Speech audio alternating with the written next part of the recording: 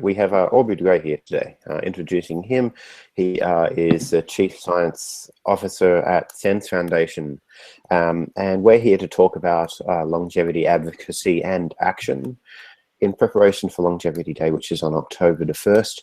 We're going to begin with discussing some of the updates from SENS over the last couple of years. Yeah, certainly. So first of all, Adam, thank you very much for doing this, especially given the technical issues that we've recently encountered.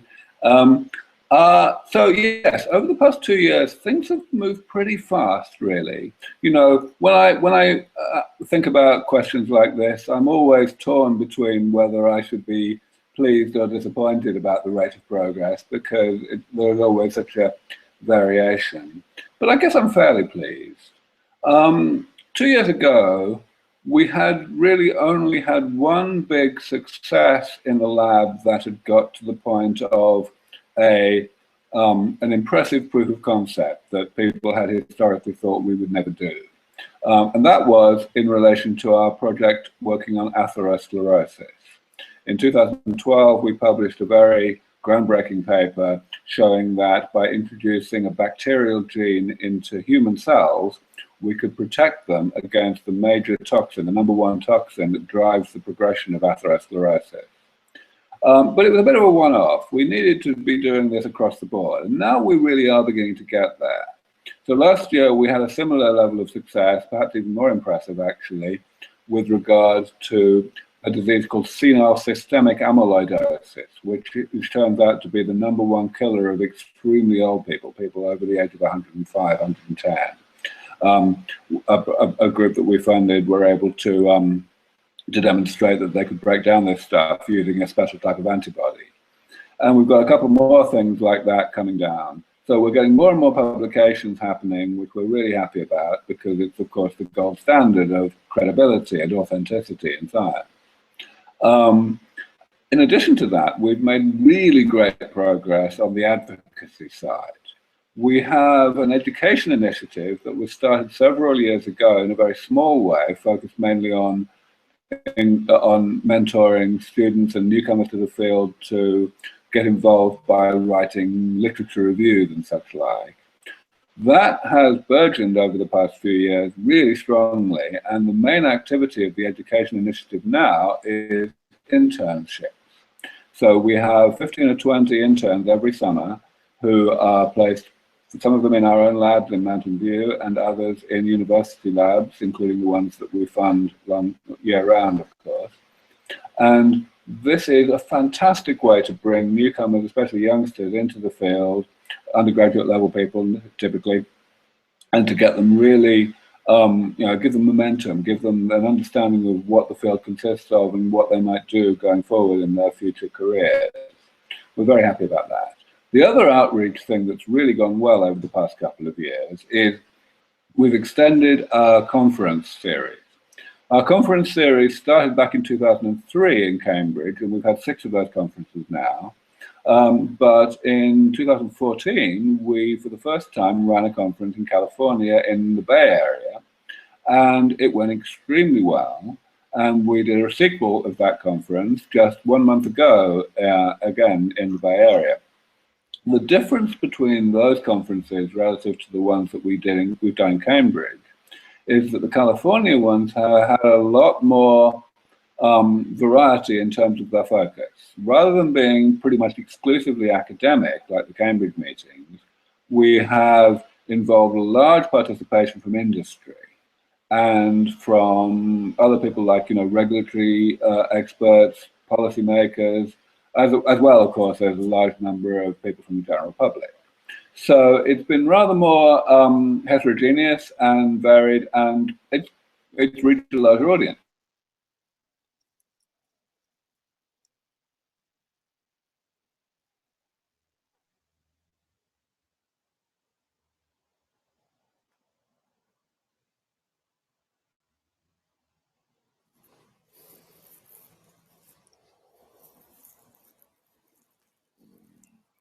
Mm-hmm.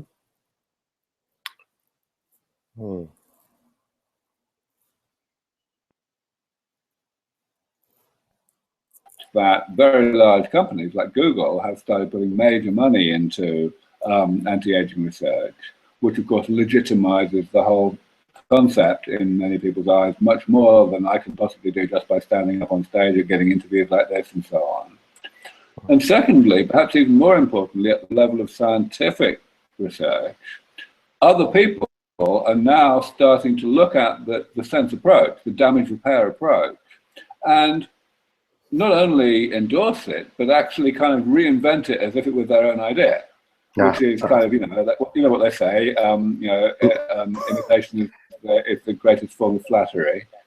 Yes, so I'm pretty happy about that, and I feel really strongly that the hard part of the persuasion component of this mission is more or less over, and that really now what we need to do is simply get on with it. Of course, it's not completely over, because if it were really over, we would have no shortage of funding, and we have a huge shortage of funding still. It's really, really hard to keep things going, but still, we're pretty happy. Absolutely. I mean, like, I think you said somewhere, was it Reddit, if you had $1 billion, you'd probably be able to, or you estimate you could have the solution 10 years earlier. That's roughly my numbers, that's right. I think that if money were not the rate limiter the way it is, then, and if science were the rate limiter, then I would say we have a 50-50 chance of reaching what I've called longevity escape velocity, the point where we have a really decisively comprehensive grip on damage repair within about 20 or 25 years from now.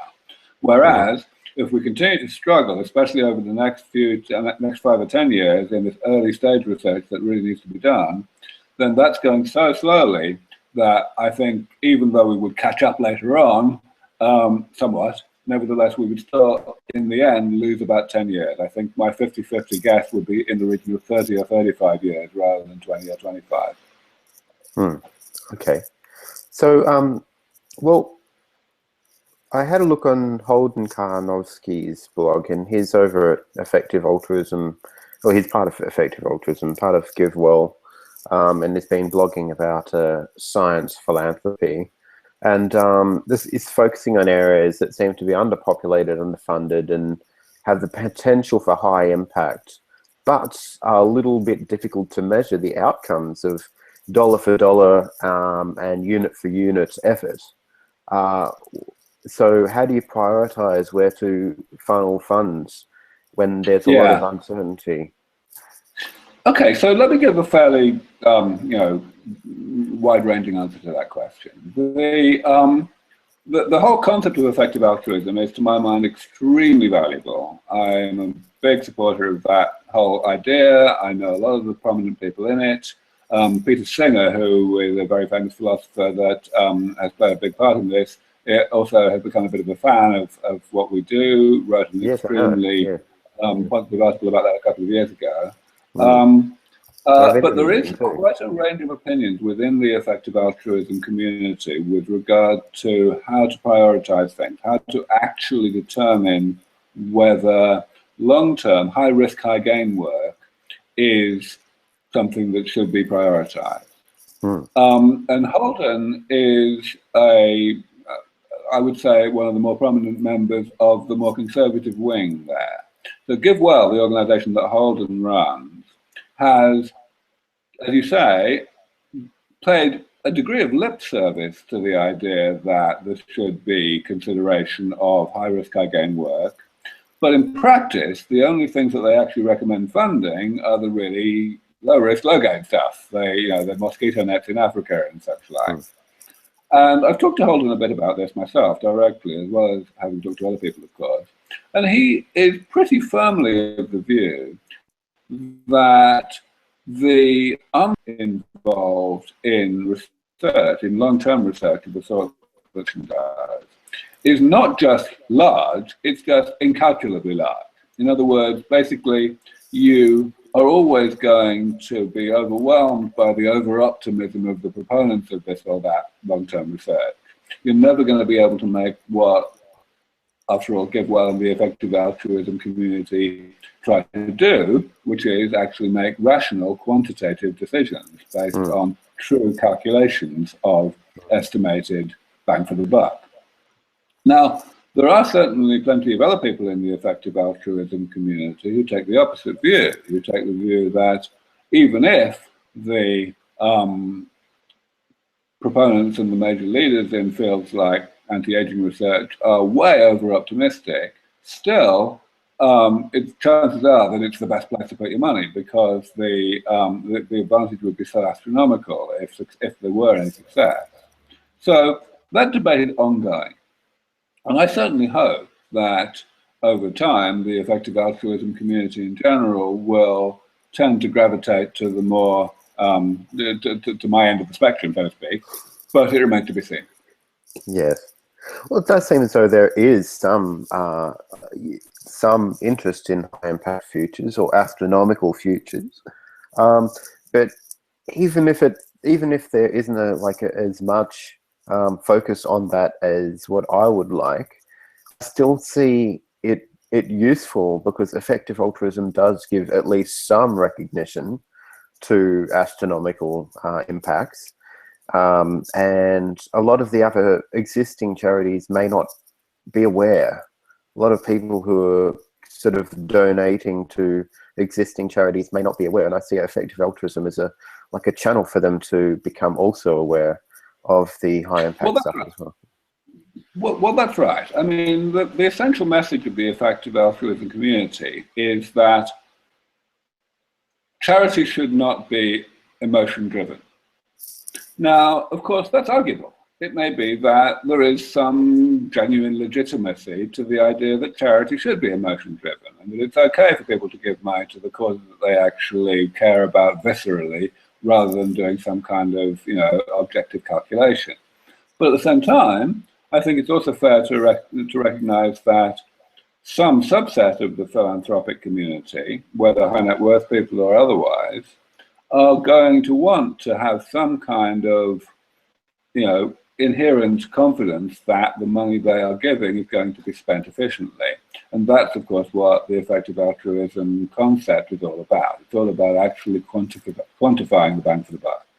Now, maybe it's impossible to actually resolve this question of whether the really high risk, high gain stuff is good bang for the buck. It's just a question of how you look at it, how much you trust people's estimates. If the range of uncertainty is really large, then it may just be really difficult to decide whether it's really large or really, really, really large, and therefore whether it makes sense to give the money or not. And honestly, I don't pretend to have strong, decisive arguments either way. And that's a hard thing for me to say, because I do claim to have strong, decisive arguments about most things that I say. Okay, well, I mean, given the high impact, the expected utility of donating to organisations such as SENS and others as well, shouldn't people feel good, even though they'll perhaps never even meet the people they're affecting, or they might, but they're not around now, and they can't actually see the material outcome. Okay, so be feeling good for working towards and donating to such causes. Well, so you touch on something really important there. It's very curious how different our donors tend to be. When you talk to someone who will donate to a traditional cause, like, mosquito nets in Africa or a university or whatever, they're completely happy with the fact that they'll never meet or interact with the people that are benefiting from their financial donation. But when it comes to the anti-aging world, I meet a huge number of people who are basically not interested in anyone else. They're only interested in themselves. And if they come to us and they'll say, how soon is this going to come along? And we say 20, 25 years, or maybe a little longer, and we really don't know. And they say, well, I'm 70 already. What are my chances? And we say, well, not all that good, to be honest. Then a huge majority of those people will walk away. And I'll say, well, hang on, hello, don't you care about your kids?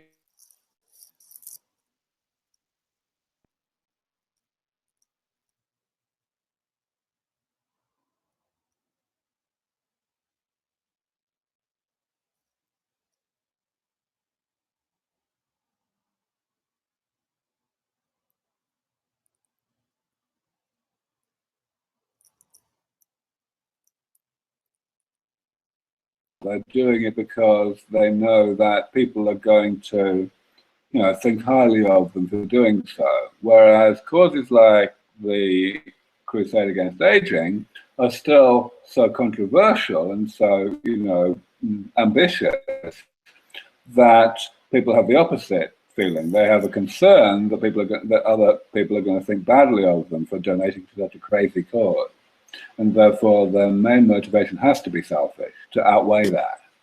But I'm guessing here, really. I've had a lot of conversations with a lot of people. Unfortunately, people who give you money tend to be very happy about telling you why they gave you money. But people who don't give you money tend to be very reluctant to tell you why they didn't give you money. So it's not always an easy thing to. Oh, well, in terms of like the costs of life saved, but on top of that, also the positive quality of life adjusted years, quality adjusted life years that could be added to each life saved, or each life, I guess, improved. How would you put in terms of impact per dollar if you could? What would you estimate now? Right. So this is an interesting question, because if you do the calculation the way I think it really should be done, then you get a completely unequivocal answer, a completely literally unequivocal answer, because what you end up determining is that most people who benefit from the first generation rejuvenation therapies are likely to literally live forever. Now, I don't say this very much. I generally find that people are already far too scared when I talk about people living to 1,000. But the fact is, that's actually a ridiculously conservative estimate, because it is based on the outrageously ridiculous assumption that we are not going to make any progress in reducing the risk of death from other causes other than aging.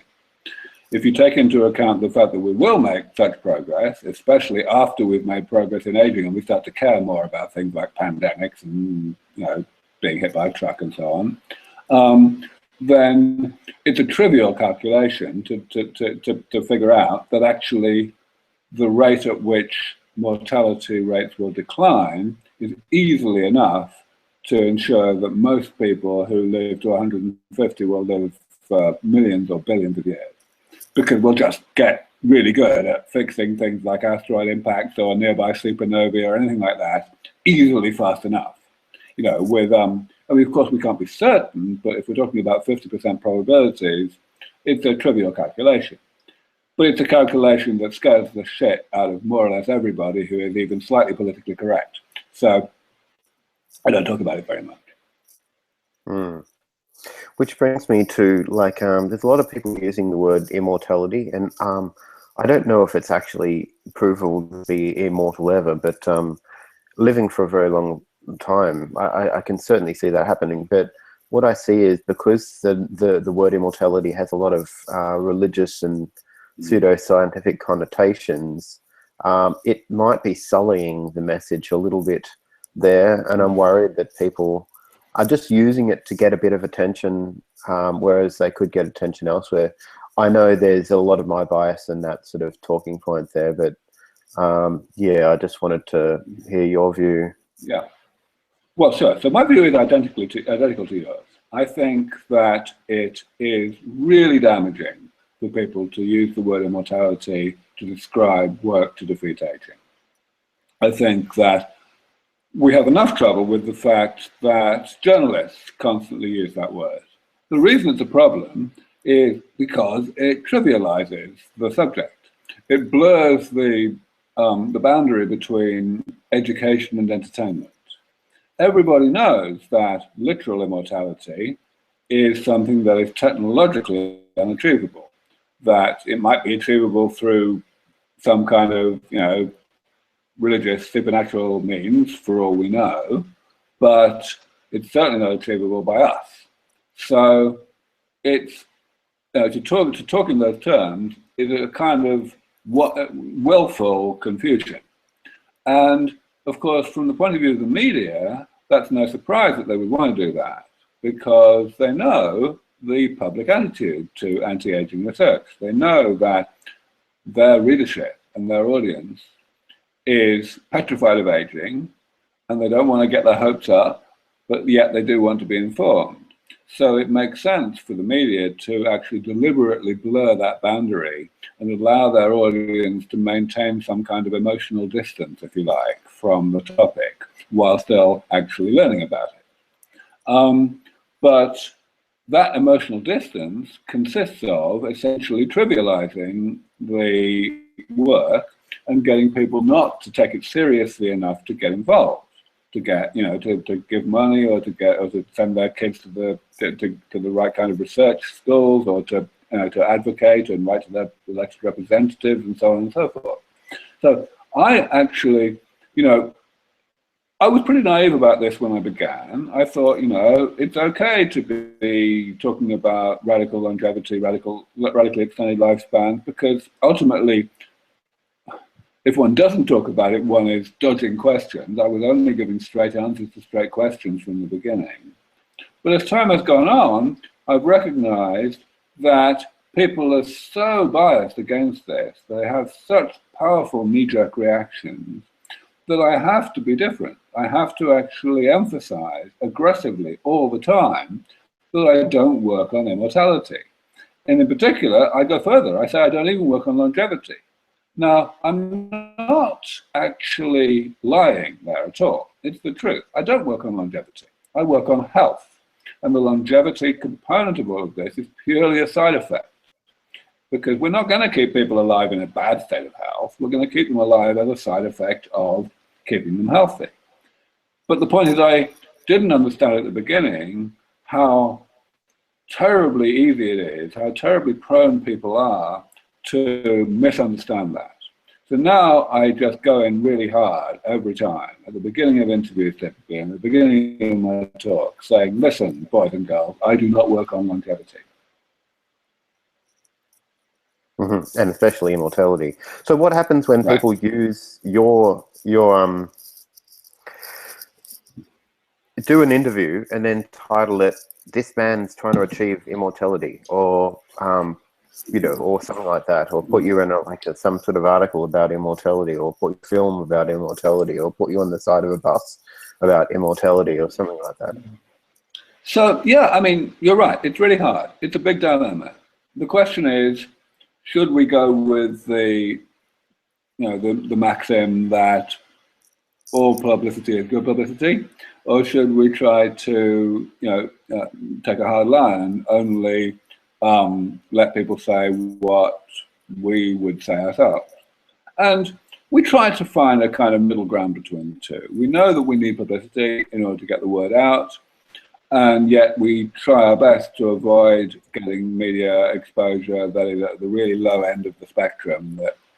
And occasionally things go wrong, of course. There have been occasional articles that have come out which have just ridiculed what we do and have generally, tried to bring more personal aspects in.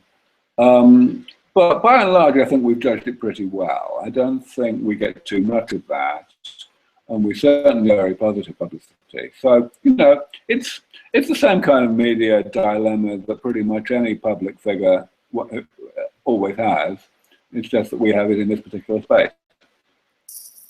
Okay, that's good. I like those answers. And I particularly like the fact that you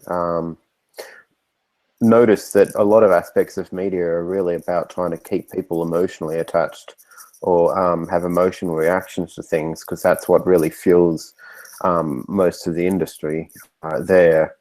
And as long as they start thinking critically and rationally, it's maybe less chance of them actually doing jerk buying patterns or whatnot, which is, I guess, how they make money. Yeah, I'm not sure if that's a perfect rendition of what you said, but anyway, I thought it was a really good point. So, well, let's talk about advocacy in action. And you said that there's been progress in advocacy, but if you were to give people instructions on how to be a good advocate, what can they do? What do they need to know, and what should they learn in order to be good advocates? So I actually gave a whole talk about this recently. I forget exactly where I gave it, but I know it's online. Yes, I think it was actually at one of the Singularity University things. I forget exactly. But anyway, yeah, for me, there's two essential components to being an effective advocate for this field. The first essential component is know your stuff. Obviously, there's only a certain degree to which people can know the detailed scientific work, that we're much more scientifically educated than others, and most people who are going to go out there and promote us will not be biologists, they will not know the science well. But still, having an elementary grasp of what we do and why, you know, the kind of things that I say in the first 10 minutes of my typical talk, pretty much anyone grasps that if they try. And if you can get that right, then that's a very good start. Much more important in regard to knowing your stuff is knowing your stuff in regard to the concerns that people have. The things like, oh, where will we put all the people, or how we pay the pensions, or where we will get bored, and so on. I've spent 15 years or more developing and honing and refining really good answers to those questions. And you may not want to give the same answers that I give, but you damn well ought to think about giving the same answers, because I've worked hard on them. And the answers I don't give, generally the reason I don't give them is because they're not very good. There are quite a lot of things that people are inclined to say off the top of their head as rebuttals of these concerns that are actually really ineffective, either because they're logically broken or because they just don't resonate with the audience. And, you know, one needs to actually learn from past efforts, especially my efforts, in developing the best and most effective answers. So all of that is the first thing, know your stuff. The other part is be different, be energetic and different. I'm really good at what I do, but it's only what I do. I have a particular way of saying things, a particular way of putting my points across. Plenty of audiences to whom I do not really get across. Perhaps because I'm too intellectual, perhaps because I have a beard, perhaps because I have a crazy fucking British accent. You know, there's a lot of things that turn some people off. And therefore, what we really need in terms of advocacy is variety of voices. We need different people with different constituencies, different audiences that resonate with what they say, to be going out and giving essentially the same message in their own voice. So it's all about variety. It's all about honing what works to your own strengths.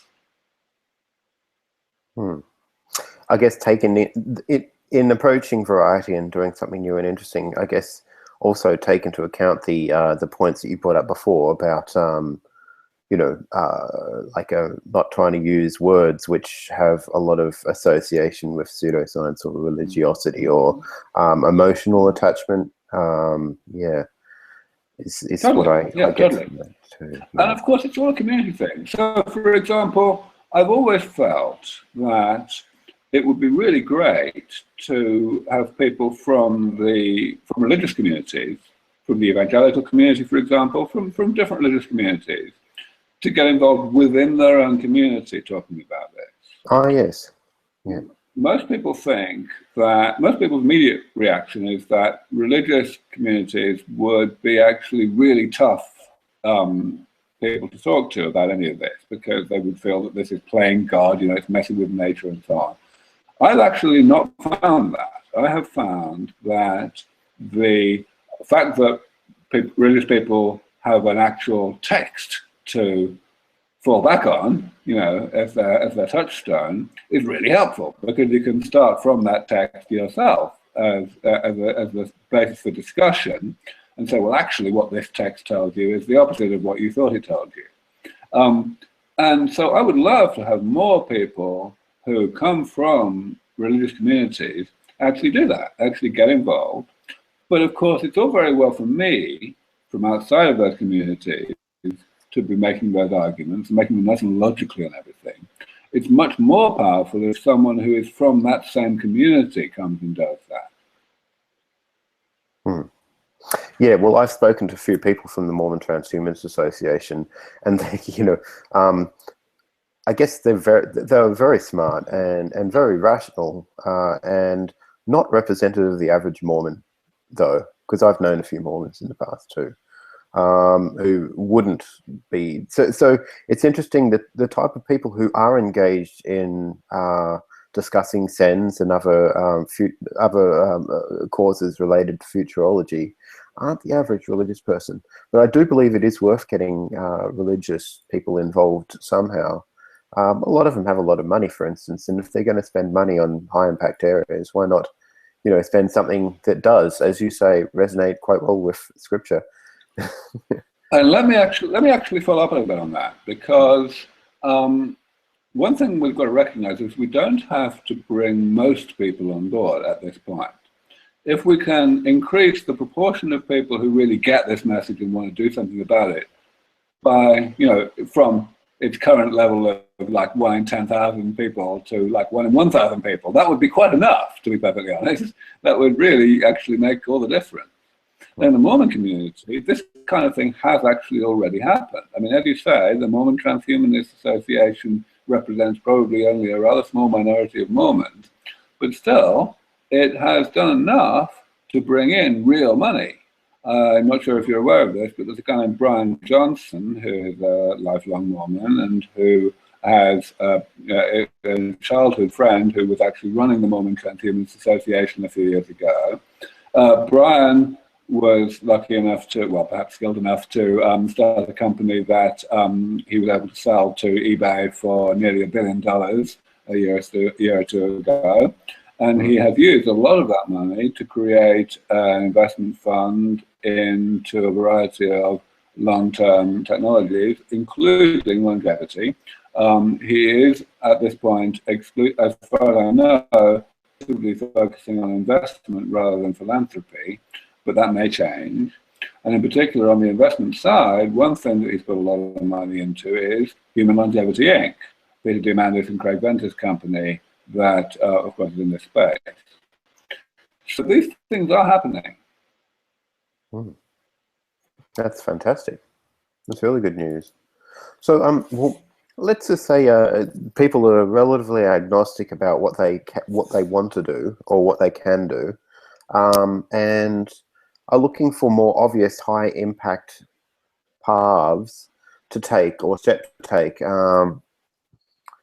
So yes, in maybe some less funded and less populated areas of longevity research or health research, or even focusing directly on SENS, what can they do? What are some high impact actions that people can take? So it's always a hard question for me to answer, because of course different people have such different opportunities depending on their circumstances, depending on what they know, depending on who they know. But what I always want to point out is the more you know about what other people are doing, the better a choice you can make. So in respect of what research to focus on, we are kind of doing the right job. We already have a very clear agenda to focus on the things that are most neglected. In other words, whose value most exceeds the amount of funding that's actually going into them. And we try to obviously narrow that gap. Therefore, if you're giving us money, then you can be damn sure that it's going to go to highly valuable projects. We are, in our view, the effective altruists of longevity research. Beyond that, though, the question then is, if you don't have your own money, in serious quantities, what can you do to have the greatest impact? And this is where differences between different people play such a big part. If you're already a biologist, then clearly you can make choices about which areas to go into. We get queries every other day from people at undergraduate level, people at PhD level, even people in high school, saying, how should I direct my career? What should I do next in order to eventually end up making a significant contribution to anti-aging research? And we love that. We answer every single one of those queries. And beyond that, of course, it's all about advocacy. It's all about getting other people on board. You know, sometimes I ask, sometimes when I'm speaking to a group of people, I'll say, are there any billionaires in the audience? And nobody will raise their hand and everyone will giggle. And then I'll say, right, raise your hand now if you don't know anyone who is wealthier than you. And nobody raises their hand then either. And then they see the point.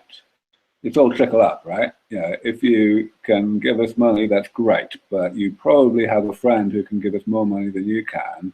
And your time is maybe well spent, you know, buying them a beer or two and getting them to understand our mission as well as you yourself do. Yeah, that's the kind of thing. That's also, yeah, and also a fun way to approach it too. You mean the bear part? Yes, of course. Yes, yeah, of course. But yeah, I like talking to people about these sorts of things. It's, yeah, I mean, otherwise I wouldn't be doing this, right? But yeah, it's something, you know, I haven't got oodles of money either, but I like getting a message out there, and hopefully some of the videos I put up online convince some people, push people across the line, or at least get people closer to wanting to make high impact contributions to organizations such as your own. And yeah, so yeah, leveraging Longevity Day. What can people do in preparation to leverage Longevity Day, which is just around the corner? It's on the 1st of October. And what once one has celebrated Longevity Day, what to do next? So there's two questions here. Let's tackle first. What can people do in preparation to have a good day on October the 1st? So I'm actually going to answer both questions together because I feel that the answers are very similar. Mm-hmm. The whole point of having an international day of something is to focus people's attention, to actually, you know, get some kind of critical mass together, which may normally have been too diffuse. And I think that's just as true for Longevity Day as it is for the International Day of anything else. So my short answer to the question, what should we do in advance and what should we do afterwards, is organize. It's all about coherence. It's all about bringing people together to work together in a manner that is seen by others as a movement rather than just some kind of, you know, scattergun group of amateur enthusiasts. Once something is seen as a real movement, then, you know, like they say in Alice's Restaurant, it gets far more impact among people who actually make decisions about proper money, among policymakers, among politicians, you know, among people who want to get re-elected. So it's all about coherence. It's all about organization. And therefore my practical answer is talk to the organizers. Ask people who are actually at the forefront of the concept of Longevity Day what you should do, and they will put you to work. Mm-hmm. Excellent. Well, there were a few questions from, I guess, people who wanted to you to address a couple of topics, and one of them was from a guy, Ian Wolfe, he's in New South Wales in Australia, and he has been reading around and thinks that there's some pills that should be addressed. One of them is Metformin, or TAME, and which has been described as an anti-aging pill, as like a bona fide drug, and it's a current treatment for diseases relating to aging, not just an exchange for one disease for the other. But a guy, Barzieli, created it. I'm not sure if you're aware of it. Yeah, I'm aware of all of this, including how to pronounce Metformin and how to pronounce Barzilai. The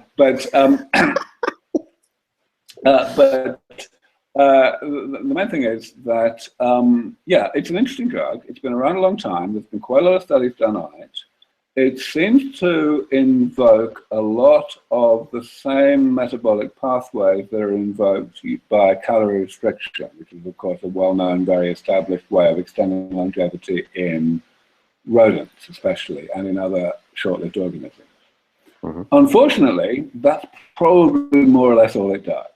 It may be a pretty good drug against diabetes, which, you know, I'm a little bit ambivalent about whether diabetes should even be considered a disease of aging because it's so easy to fix.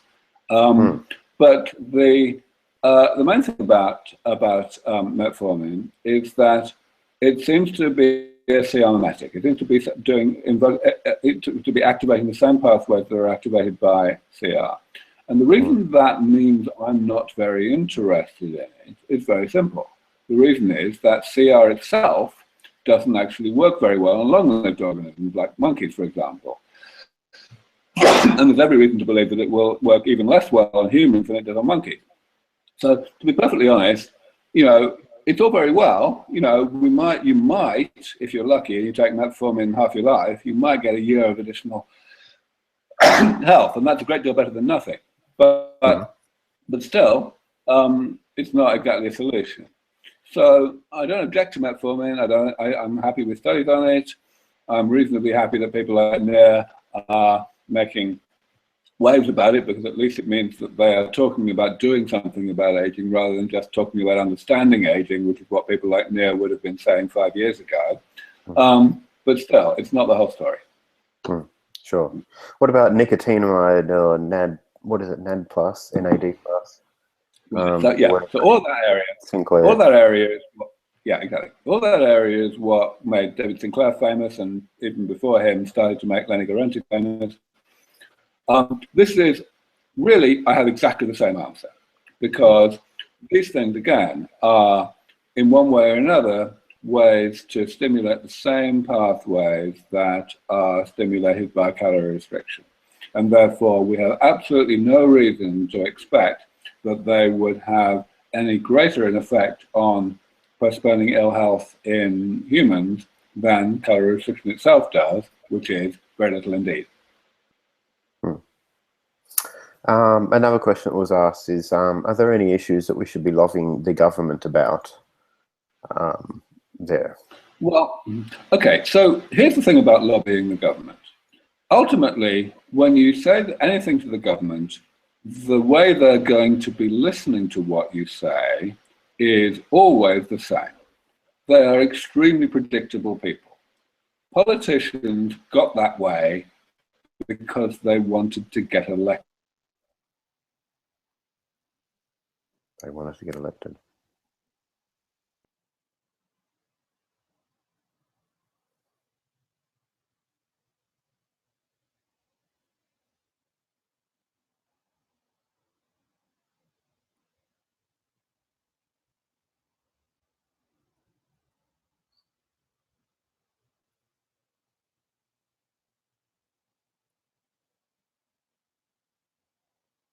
You want them to do. And that usually means not actually talking to the politicians at all, but talking to opinion formers, talking to Oprah Winfrey or whoever Oprah Winfrey's equivalent is in Australia. People like that, getting them to be the talkers, getting them to be out on camera, making opinions change, because that is what will make politicians' opinions and actions change. Okay. I'm not sure. Do you know Mike Johnson? Okay, so he asked some questions. Is understanding and treating aging in the brain any different from the rest of the body? Was one of the questions he asked. Okay, so short answer is no, because the brain is made of cells and stuff between cells, same as the rest of the body is. And the cells are made of the same stuff, DNA and proteins and lipids and so on. Now, of course, that's only a 40,000-foot answer. If we go down and we look at the details, then sure, there are differences. But the difference between the brain and other organs is not really any greater than the difference between other organs in the body, like between, let's say, the heart and the liver. So no, the brain is not special in that regard. Okay, and well, how much do you think degradation in immune system regulation drives aging? And what methods for rejuvenating the immune system do you think look promising? So the immune system decline is huge. It's a massive component of aging, no question. There are two fundamental things that go wrong. Number one is we lose a particular type of cell called a naive T cell, which is created early on in life, until about the age of 20 especially, by an organ called the thymus. It stops being created after that because the thymus basically withers away. And the reason that evolution has allowed that to happen is because the naive T cells that the thymus makes before it withers away are enough that they keep us going until old age. But eventually they don't keep us going. There aren't enough of them. They have insufficient diversity in particular. So we need to recreate a thymus. And we're doing that. We have a project at Wake Forest which is creating exactly that. And that's one of our biggest successes in terms of getting other people on board as well, actually, because a lot of other people are now working on the same thing. And eventually we may no longer need to do it because other people will get there first, which would be nice. The second thing is there's an accumulation of a different type of immune cell called a memory T cell. And in particular, a particularly broken type of memory T cell, which is no longer still, there's a huge number of them, and they get in the way. They inhibit the proliferation of other cells. So we need to get rid of those. And that's another thing we're working on, using various approaches, including what's called suicide gene therapy to get rid of those things. Oh, ominous name. Yeah. So actually, I interviewed Peter Doherty, who was one of the founders of T cells, I think. Yeah, great guy. Yeah. Let's see. What's another good question? Oh, yeah. So are you familiar with Andre's Ligandel technology? Yes, I know Ligandel. Yes, absolutely. Yeah. So, look, if we get really good at CRISPR technology like Andre's, do you think it's got Andre's? You think it's got any potential there? Totally. I mean, okay. So delivery of large molecules is a huge part of anything that we want to do against aging. And Ligandel have got some very clever ideas for how to get large molecules into the body and into cells and into parts of cells. So yeah, that could be really, really exciting. Of course, they're by no means the only people working on that problem. There have been plenty of other successes, and it could be argued that even Ligandel are not actually in the lead. But we'll see, I mean, as far as I'm concerned, this is how early stage research is supposed to be. Lots of different things being tried because you never know which one's actually going to work. Mm-hmm. Now, Adam, if we have much more to do, I need to go and get the power supply for my computer. So can we have a little hiatus for like 30 seconds? Yep, sure.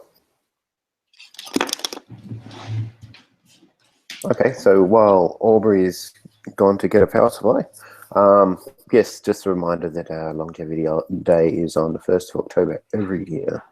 So it's kind of worth putting that in your diaries and getting together and organising something. Talk to the leaders there, talk to people, talk to local people involved in medicine research that could be useful to promoting the longevity cause.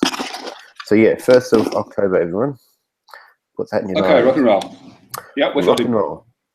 Yes. Okay. So people ask this question a lot, but I guess it's one that people want to hear you say. Do you have any off-the-cuff intuitions as to likelihood of likely effect of various diets on each of the 7 causes or the 7 deadly things? Mm-hmm. 7 causes. Yeah. So the short answer is, as far as we can tell, there's basically no impact of any kind of supplements, any kind of regime beyond that's big enough to be even measurable. Of course, we know that it's easy to accelerate damage accumulation and to cause problems by malnutrition of whatever sort, whether it's shortage of vitamins, whether it's shortage of minerals. People often think that the problem with spending your entire life in McDonald's is that you eat too much fat or too many hamburgers. But that's not the problem. The problem is what you eat too little of. That you don't get enough micronutrients because you haven't got enough fruit and veg. Okay. Sure. Well, another one is, let me have a look here. I'm just trying to find the page I was just on. Oh, so what about genetic load? Do you think there's any substantial genetic variance in people that can contribute to longevity that, for instance, could be used in order to sort of somatically modify other people's genes without these, like, you know, longevity genes that people have. I think genetic loading. Okay, this is a very right. So this is a really interesting and important question, and there's very, very little known about it. So here's an example of how pitifully ignorant we are here.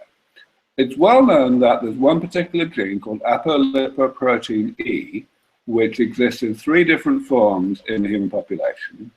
And there's one particular form, which is called ApoE4, which is really bad for you. If you've got ApoE4, 1 copy, or especially if you've got 2 copies of it, then you are likely to come down with both Alzheimer's disease and atherosclerosis at a considerably earlier age than if you don't. So, one thing that we might hypothetically do is to go in with some new technology that targets genetic modification, something like CRISPR, and fix people. You know, people who are ApoE4, you know, just go in and change their ApoE4 gene so that it's no longer that. It's a really simple change. It's just 1 base pair that you have to change, and we could do it, you know, in the foreseeable future in a large proportion of the cells in a living human being. The question is, what benefit would it have? We have no idea. The reason we have no idea, not age, the detrimental effect of carrying ApoE4 exerts its effects. It could be that all the damage is done by puberty, right? And that after that you spend your whole life being essentially biologically older in those respects than people who don't have ApoE4. And if you fix the ApoE4 after that, it has no benefit. We just have no idea. Absolutely no idea, because no one's been able to do that experiment. Now, you know, we'd like to do that experiment, but unfortunately there are not sufficiently goals of that variation. If we look at more complicated versions of that kind of example, we see, you know, it's almost infinite. But here's the good news. The good news is that we probably don't need to worry about any of that, because at least within the normal human brain, at which people accumulate damage and the age at which they exhibit the diseases and disabilities only varies by a relatively small amount. You know, nobody lives beyond the age of 122. Hardly anybody lives beyond the age of 105. And almost nobody dies of age-related problems before the age of 50, right? So we are talking only about roughly a factor of 2. And that means that even if we could, it might just be a waste of time to try to figure out who's got which problems and who's got which solutions. Because the variation just isn't enough. Really going, once we get all of this comprehensive damage repair panel of interventions in place, it may actually be most efficient simply to give all of them to everybody a bit more often than they really need them. You know, often enough to fix for the more rapidly aging subset of the population, and to just live with the fact that we are treating the less rapidly aging subset twice as often as necessary. It may be easier than the diagnosis option. Okay, well, I guess I'll wrap up with one more question, and that is, what's on the cards for SENS in the next 5 years, say? I mean, that might be a bit hard to predict, but like, what do you think you'll be doing over the next 5 years? So there's a couple of things I would like to say in response to that question. The first thing is, of course, we have no idea how big we're going to be, because that's so dependent on donations. We're always out there looking for new money, and we hit jackpots rather rarely. We just don't know how often that's going to happen. But the second thing I want to say, which I think is probably the most important, is that we are seeing a really inexorable shift into the private sector, which in itself we are obviously a non-profit, a 501c3 public charity. We do have, since this is, of course, an international audience that you're speaking to, systems for people, citizens of other countries to donate tax efficiently, and anyone who wants to know about that to write to us. But yes, we're a charity. And the reason we're a charity is because so much of what we do is really early stage. But the key thing is that when something is early stage and we make incremental progress, it becomes less early stage. It becomes more potentially attractive to people who want to invest and actually make money at the end of the day rather than purely donate. And we're seeing a huge amount of activity in that regard, both independently of us and in relation to our own projects that are experiencing tech transfer opportunities. The example I gave earlier of this atherosclerosis work that we published first in 2012, that's now been taken private by, incidentally, one of the people who has historically been a major donor to us. So he's going at the philanthropic level as well as at the investment level. I think we're going to see an increasing trend along those lines, a couple of years, certainly is. And I think it's absolutely critical to our mission. I said that our mission at the end of the day is to create, to kickstart a rejuvenation biotechnology industry, the emphasis on the word industry. And this is showing that that's actually happening. Right. Okay, so SENS, are you saying SENS will always remain a sort of source style initiative, but some of the output will be taken on by third parties and developed further in the private industry? I think always may be too strong a word. I mean, I would go so far as to say, like to remind everybody, is that they ask me what my ultimate goal is. Where some people say, you know, what's one word that you want to use to describe where you want to be in the long term? And my one-word answer has always been obsolete. I want this mission to get far enough that I'm no longer necessary. And this is kind of for the foundation, right? That in due course, we aspire to a situation in which every component of science, every research program that needs to be pushed forward, has been pushed forward far enough that it's being taken further forward by people in the private sector. And so in that situation, obviously, the charitable, the philanthropic impetus that we are currently providing would be obsolete. That would be great, but I don't see it happening tomorrow. Okay, cool. All right, no worries. Well, thanks very much for your time. It's been wonderful speaking to you. And yeah. Well, likewise, thank you. Yeah, and happy longevity day. Likewise. Thank you. Thanks, Aubrey. Bye for now.